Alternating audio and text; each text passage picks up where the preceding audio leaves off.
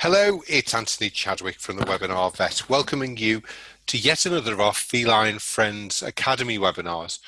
Really pleased to have Feline Friends as a friend of the Webinar Vet, helping us to do some webinars to help educate really clients more about their pets. So I'm thrilled today to have Vicky Halls on the line, who's going to be talking about desperate house cats, the consequences of keeping cats indoors. We know this is quite a controversial issue. You know, should cats be kept inside? Should they be allowed to go outside? Different people think different things. But it's fascinating to have Vicky on the line. Vicky is a clinical animal behaviourist and an author.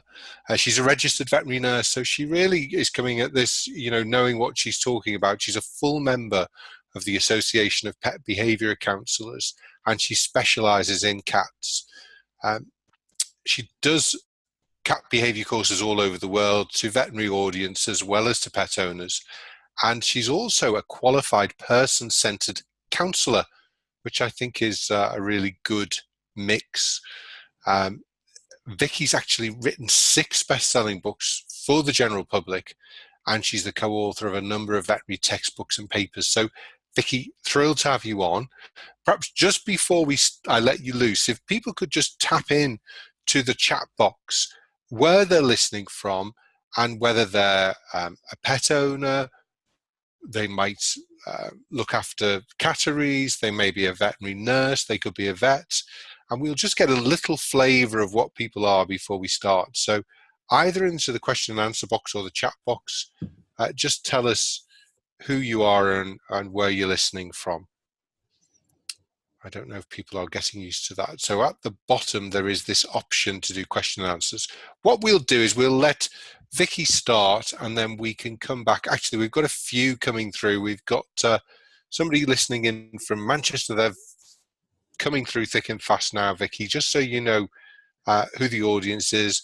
Owner and rescue worker in Manchester, Netherlands, a biologist in training to become a cat behaviour counsellor, breeder in Staffordshire, vet in Bournemouth, somebody from Huddersfield, Karen's in Manchester with 3 Maine Coon cats, Ina in Scotland with 3 indoor cats with an outdoor run, Catherine is in Somerset, she's a veterinary nurse, Channel Islands, Oxfordshire, Isle of Wight, Dublin, lots of cat owners, which is great, cat behaviourist from Belgium, some vets in as well, some vet nurses. So we've got a good crowd here, Vicky, and obviously really looking forward to your talk, as I am as well. So it's over to you.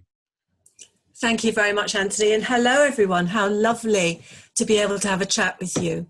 So, house cats, are they desperate? Now, I'm not going to tell you you mustn't keep your cats indoors. That's not what this is going to be about. What I'm going to do is I'm going to look at the pros and cons, but what I will say is if you do keep your cats indoors, you just have to work that little bit harder. And I'm going to explain why I say that in a moment. But also I'm going to approach this from a slightly different angle and look at the relationship and how that relationship has particular consequences between owner and cat when you keep them indoors. So, firstly, before we do anything, let's actually establish whether or not what we actually know about cats. I'm having a bit of a problem here actually because for some reason my presentation has frozen. So I'd very much like to show you the next slide, but I'm actually not able to at the moment. So Vicky, if you go, just maybe, are you into small screen? Can you just look at the bottom left? There should be a little arrow that you can hover over and that should forward a slide for you. Oh dear, here we go. I see it. I'm going to use that instead. Okay, that's fantastic. I do apologise, everyone. My computer froze for a bit. Right. Okay. So let's first of all think about what is a cat. If we're going to talk about cats, if we're going to talk about how to care for them, we need to go back to basics. We need to say, what is a cat all about? What is a cat? How does it differ to us? Because let's face it, when we live with them, there is that sense that they slightly become ever so human. And we tend to, because they're part of the family, attribute similar thoughts, feelings, and motivations to them as we have ourselves. It's just a consequence of being human. So if we're going to really do the best by them, let's go back to basics now and say, what is a cat? So I'm just going to talk about certain features that are common to all cats, whether they're pedigree, whether they live in Scotland or Belgium or wherever you're calling from. First and foremost, the cat is a predator. It's a top of the food chain, obligate carnivore. And there's nothing we can do about that, because that's how they've evolved, and that's what they do. They have to eat meat in order to survive. And even if we keep our cats indoors, we see that predatory behaviour in the way they chase flies, or they chase bits of paper or little toys that we provide for them. And this is an enormously strong, innate motivation. Cats need to do it in order to be happy and healthy. They're also solitary survivalists, which basically means that there's no biological need for them to be social.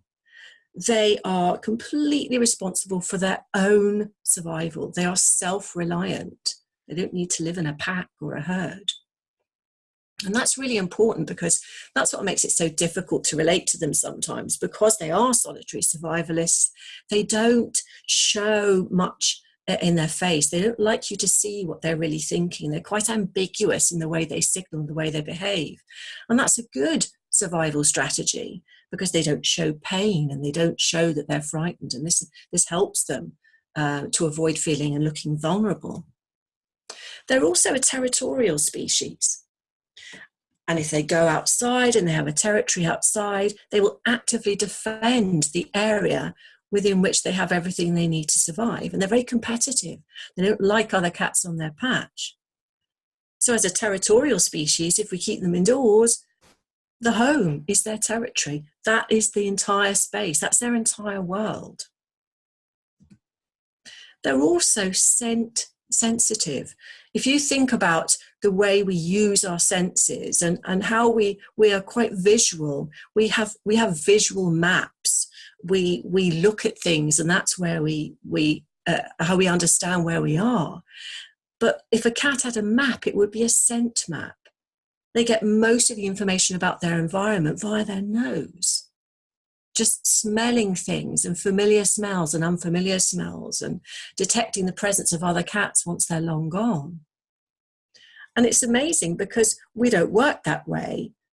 And yet, if we keep the cats within an indoor territory, and we start using things like scented candles, which smell lovely, or air fresheners we plug into a wall, or strong perfumes, we potentially create this incredible assault on the cat's most sensitive sense. And it can be quite disturbing. And we wouldn't even think about that as humans, because our sense of smell isn't that great, and a scented candle smells fine to us. A cat, although they are solitary survivalists, they're capable of great social flexibility. If you've been on holiday and in your hotel, you've noticed a colony of street cats behind your hotel, maybe, you'll see that cats can form these colonies. They're usually related females that rear their young. And these colonies occur because they're capitalizing on a food source that's readily available behind your hotel, for example. So they're very good at saying, well, actually, if I work in a group, I'm going to survive better and I'm going to thrive better, so I'll do it. Or if I live with a dog, I'm going to have a good relationship with that dog because the dog's a nice warm bed. That suits me. So they're very flexible about how they can socialize with their own and other species. They're also very emotional creatures. They're capable of some very complex negative and positive emotions. So when we're completely responsible for their well-being, we can't just think about, we don't want them to have negative emotions. Of course we don't, but also we have to make sure they have lots of positive ones too. That's a really big responsibility. The cat is an incredibly agile species. It's agile because it uses its space and its territory very three-dimensionally. It has the most incredible skeleton and musculature. It can jump up 6-foot fences. It can jump down from wardrobes. It can get into tiny spaces. They're incredibly flexible and agile creatures. And as such, if they're not doing all that stuff outdoors, because we can find them indoors, we have to make sure they can do all that stuff there too. But the great thing about cats is they are incredibly adaptable. If you live on a houseboat, they'll live with you. If you live in a castle, they'll live with you. If you live in a third-floor flat, they'll live with you. They really know how to make the best out of any situation they're in, which is what makes them such a successful species. However, I don't think we should really take advantage of that. Just because they are so adaptable, we should say, actually, no, we're going to do what's really right for you. So that's just like a little potted reminder of what the cat is all about. Now, if we're looking at the pros and cons of keeping cats indoors, a lot of the pros that are chosen by people who do so is safety. I can keep my cat safe. My cat's not going to get run over. He's not going to fight with other cats outdoors. He's not going to go out the back door and go missing. He's not going to be exposed to all the diseases he might be exposed to by mixing with all these other strange cats.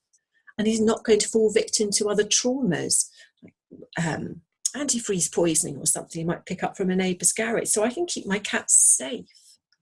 And there's a lot to be said for that. Yes, you can protect your cat from all those perils if you keep him indoors. But there are cons as well. If we go back to that original view of the cat and all its unique characteristics, the solitary survivalist in your cat likes to maintain a sense of control. And they like to have freedom of choice. They like to choose. And of course, if we keep them indoors, we remove that ability to choose to live a freer, more natural life. And also, we take responsibility for making sure that our cat has everything he needs or she needs. And that everything a cat has to have or wants to have, we have to second guess and we have to provide it. And it has to be the right type in the right place. And that's tricky in itself. That's an art because we don't naturally know that. Cats don't exercise quite as much as they would outside. There's no chance to run straight across a field. You can't run up a tree indoors. So there's lots of things a cat would be doing naturally that he can't do so much if kept indoors.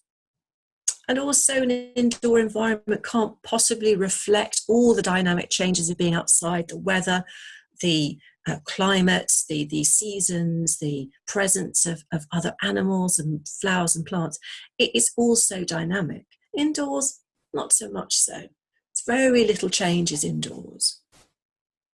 And also as a result of those issues, a cat potentially is more likely to be overweight if they're kept exclusively indoors without that much stimulation and exercise.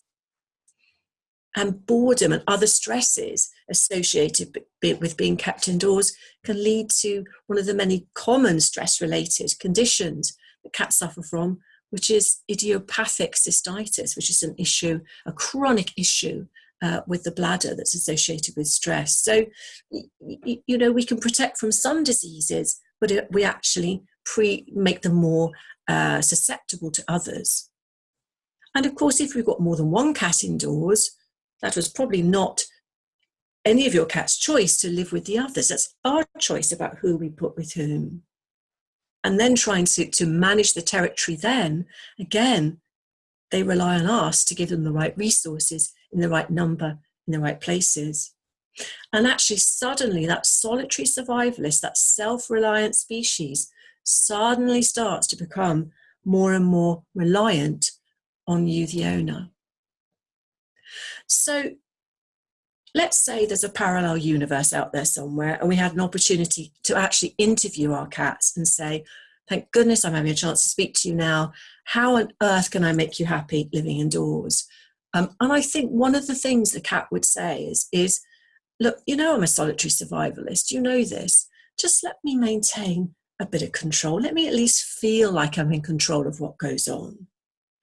So provide as much as possible as you can for me and let me choose Let me choose when to interact with you. Let me choose which of these scratching posts I want to run up. Let me choose. I know I can't feel in control completely because I can't go outside, but at least accept that this is very important to me and I need to do this. And I think what they'd also say is, remember, I'm a predator. I'm not expecting you to release mice into the house, but just let me pretend. Get me toys that look like prey. Get me toys that feel like prey, furry and feathery things. Waggle them in front of me like a bird would behave, or bring out toys at different times that they always look new things for me to kill. And, indoors is a bit staid, it's a bit boring. Let me have some new experiences, mix it up a bit. Challenge me, let me explore things, bring me new things, bring me cardboard boxes. Let me sort of simulate what I might be doing outside. And another thing, while I'm at it, says the cat, I'm a territorial species. So please let me access all the areas of the home. Don't open them one day and shut them the next. Let me be able to go into all parts of my territory every day. Let me patrol, let me check, let me see how things are going.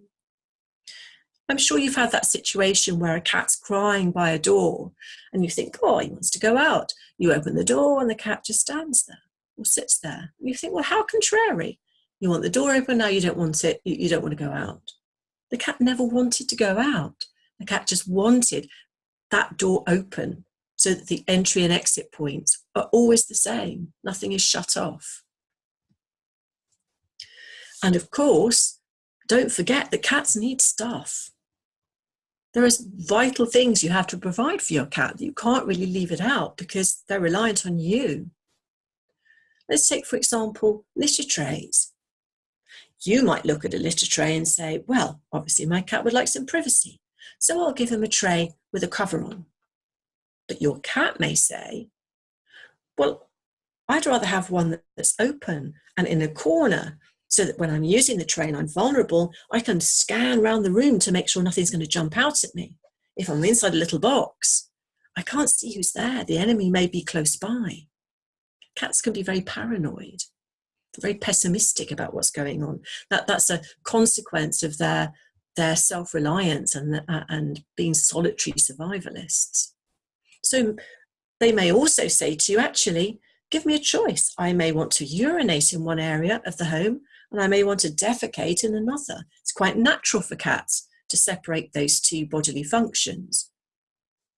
So maybe we should give them 2 litter trays in different parts so that they have the choice. How can they climb up high in your home?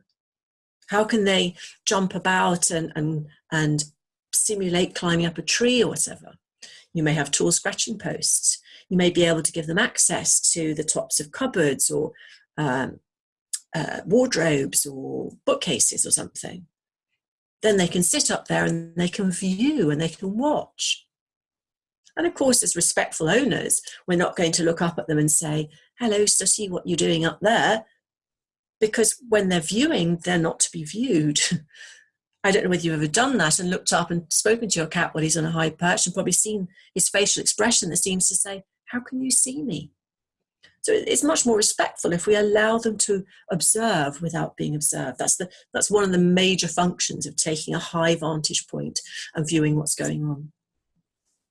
So we may think about beds and we may provide cat beds, and then obviously our cat will probably choose our bed because if it's good enough for us, it's good enough for them. But we want to give them choice. We want to make sure their food and their water are a reasonable distance apart. Because for us, we have a glass of water when we have a meal, but for cats, naturally, they wouldn't eat and drink in the same location. And we need to know that so that we can cater for their needs, which is that those two things should be quite some distance apart. And cats really need to have time out from us. They need to just have their own space where they can hide away and somewhere very secret and very secure and very safe. And they need to go there when something feels dangerous in the house. A visitor comes they don't know, or somebody's decorating downstairs or making a loud noise, They need to be able to go to certain hiding places. You need to make sure they've got them, and they've got them in sufficient number, and that they are sufficiently secret that you don't disturb them while they're there. You don't you don't clean it or bother it or move it about too much so it feels disrupted. It's a safe place for them. And this is something we have to do because they can't tell us exactly what they want, so we have to work it out. So let's just look at the relationship, because you can do all this stuff and that would be fantastic and your cat will love you for it. And I'm sure a lot of you are doing this already. But let's just take a moment to think about the relationship, which is incredibly important to all of us. But as humans, we love to hug and we love to squeeze and we love to kiss. We love to show our affection in a very physical way.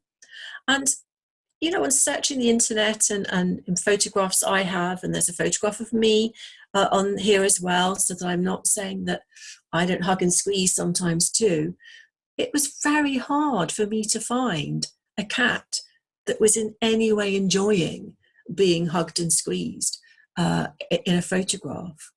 Now, I'm not saying some cats don't. My own cat, who's with me now, JP, she loves to be hugged, squeezed and kissed, but she's a Burmese. They're selectively bred to soak that sort of behaviour up. But if you just look at these pictures, I mean, some cats are very overtly not having a good time. But others, you might see just a little sort of tensions in their faces, maybe dilated pupils, maybe rotated ears, that shows you actually at the very best they're tolerating what's happening to them rather than getting the same kick out of it that we do. So how a cat copes with a relationship is very, very variable. And of course, this is a relationship they can't escape, remember. And that ability depends on the genes, how friendly their parents were, their grandparents, but also their early upbringing. And the most important sensitive period of development for kittens is between 2 and 7 weeks. And during that age, they need to be exposed in a very positive way to human beings, because they're not born knowing how to live with people. They have to learn that people are good to be around. So this is something that has to happen between those ages. It's a very sort of relatively short window. They have to learn about children. They have to learn about all the different shapes and sizes that people come in. They have to learn about the homes they live in and the things within those homes, so that when they're older, none of this comes as a terrible shock to them, and they accept it and they think it's normal. And unfortunately, some cats don't have really good, robust early socialization, and maybe don't have good, confident, friendly genes from their parents and grandparents. So some cats are on one end of the spectrum, very, very social to the point of being needy, really needing humans and loving the human contact. And then there are others who get so frustrated and angry with people for touching them that they use aggressive behaviour to repel them and try and get them to go away. So there's a very broad spectrum of all different types of sociability, depending on their background. And again, if we could have this parallel universe conversation and ask the cat what they wanted from the relationship rather than just what they wanted to in the environment, they would bang on again about this sense of control, about being solitary survivors and self-reliant and needing to maintain a sense of control. But they'd also want to initiate contact with us. They'd want to be sociable with us and have contact with us when they're in the mood. And they would also ask us that when they do that, they just want our behaviour to be consistent and predictable.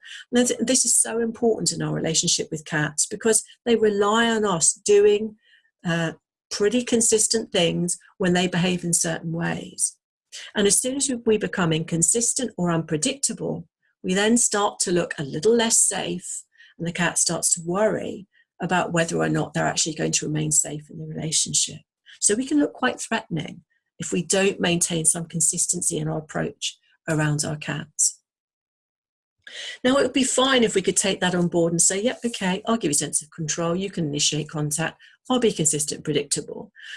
But this is where it gets complicated, because unfortunately, we hold some very strong beliefs, core beliefs within us that actually can get in the way of this being a happy and healthy relationship.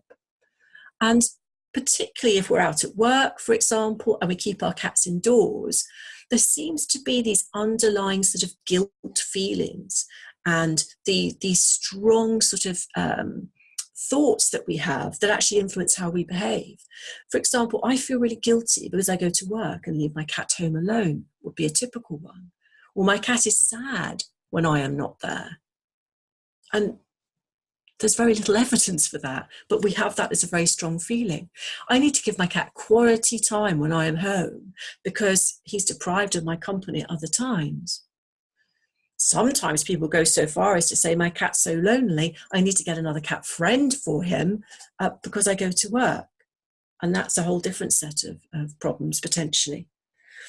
Another belief would be, my cat needs to be cuddled so that he knows I love him. And my cat loves me more than anything. So this is the number one core belief. Me plus my love means my cat will be happy. That's all a cat needs, a human to love them. But unfortunately, because we're human and we express our love differently, and to a cat it can feel quite strange, what actually happens is us plus our love potentially can make our cat unhappy. And this is the problem with all those core beliefs inside us. Oh my goodness, my poor cat, he misses me. I must really make sure that I pack a whole day's worth of love into that little bit of time I have at home between getting home from work and going to bed. So we overcompensate. And so as soon as we come through the door, we have this excessive focus, this direct eye contact, the handling, the stroking, the holding, sometimes for prolonged periods, sometimes a very excitable voice as we greet our cat as we come in to show them how much we've missed them and how excited we are about seeing them. And as a consequence of that, the cat can become over-aroused, can become frustrated by this unwanted and intense behaviour and very anxious. All of these are really negative emotions. So the cat's attitude then is, I have to get away from this, I have to escape. And sometimes they may be able to get away somewhere within the house and actually succeed escaping. But there will always be some who will be pursued and they'll fail to escape. And if that becomes a pattern, then what happens, and this is really tragic for the cat learns that its survival strategy of escape, which is a very fundamental one to keep alive, doesn't work.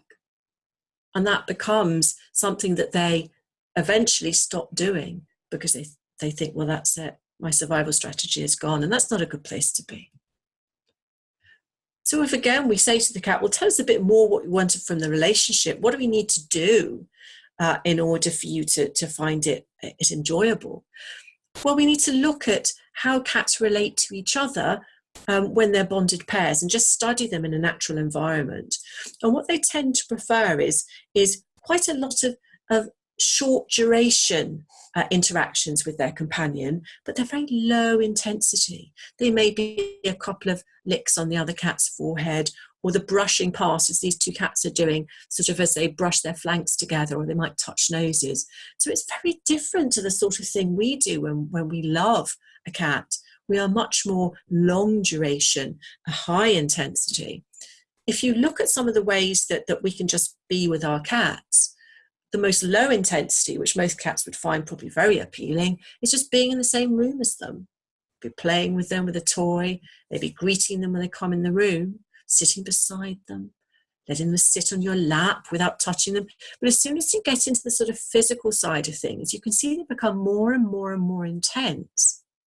You know, watching constantly, talking continuously, making the cat the focus of everything that's going on, the noise and the direct stare, and then picking up and holding, that's about as intense as it gets.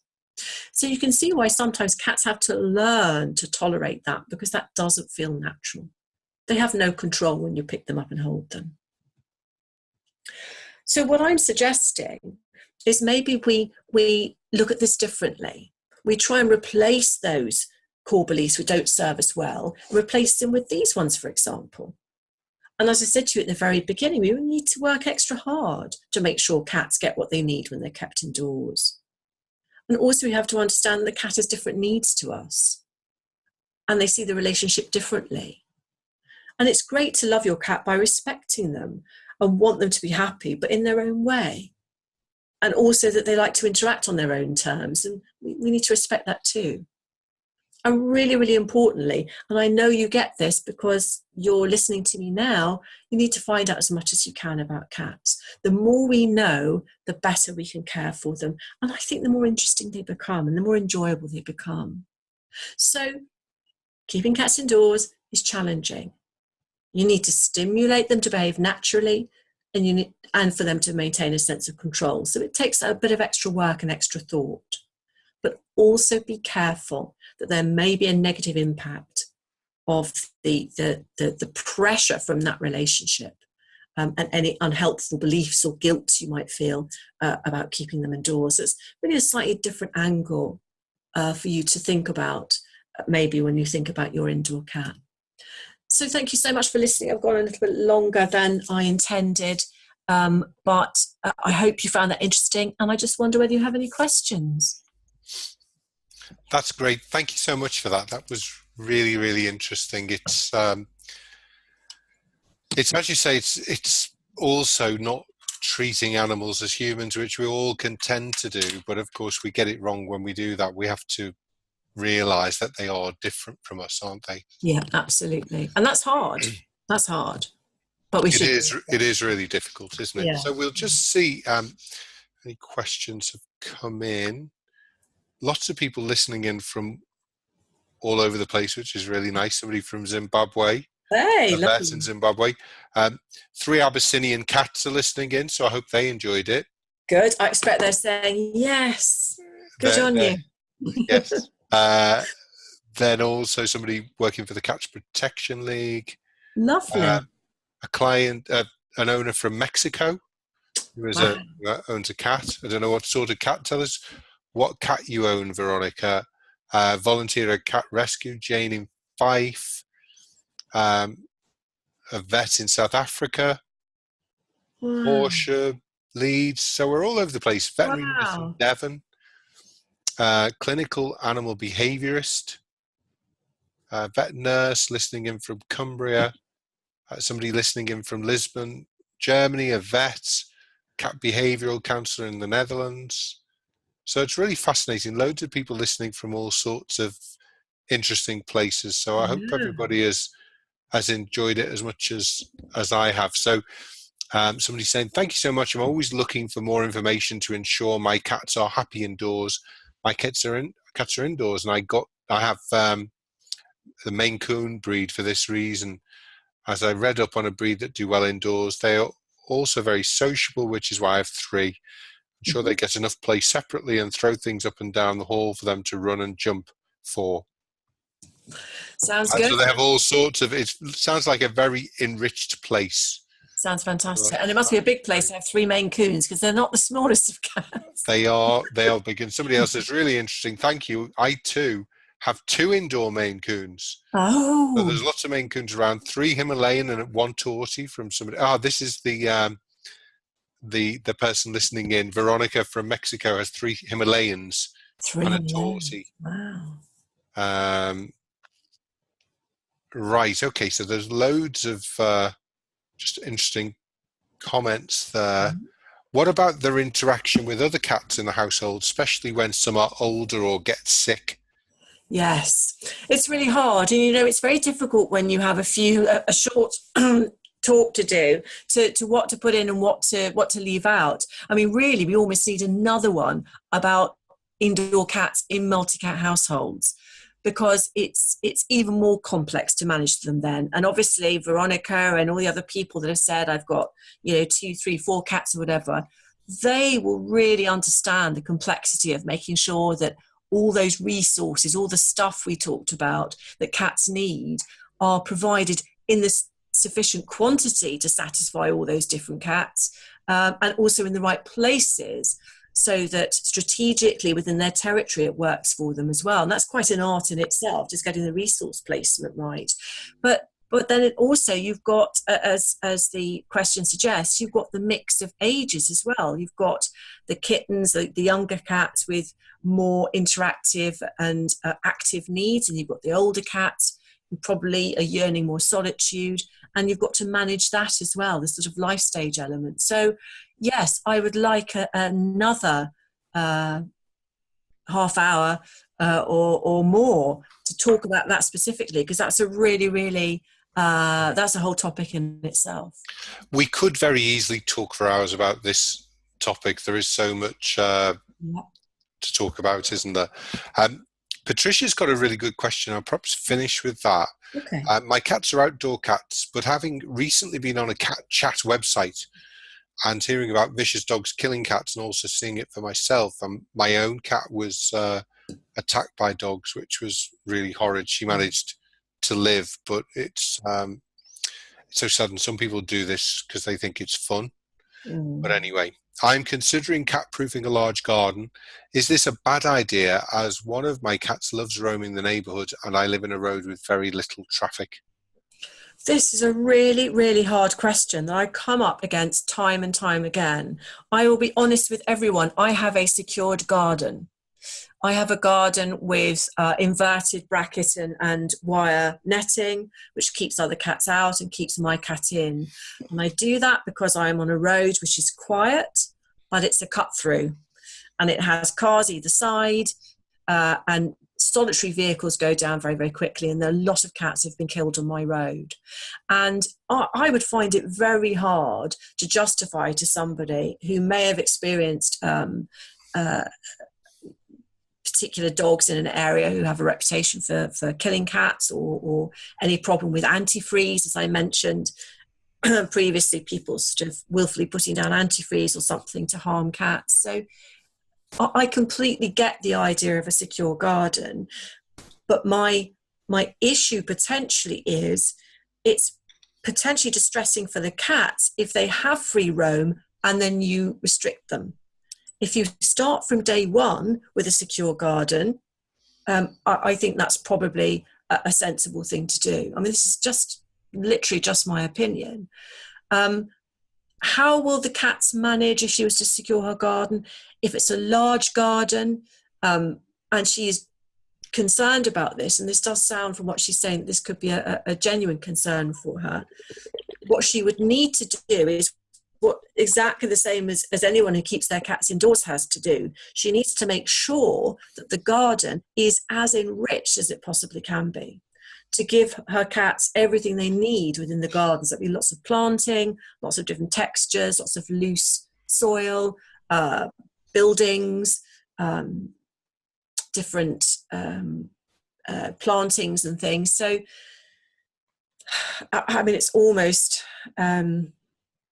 enriching your garden as you would in your home if you're keeping a cat indoors, because it's just restricting a cat that hasn't been restricted before. So I've got sort of mixed feelings about it, but I completely understand where Patricia is coming from.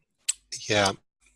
Just finally finishing off again, thank you so much for Feline Friends, which is a charity that's really been set up to educate owners. And I think, this has been a fantastic webinar.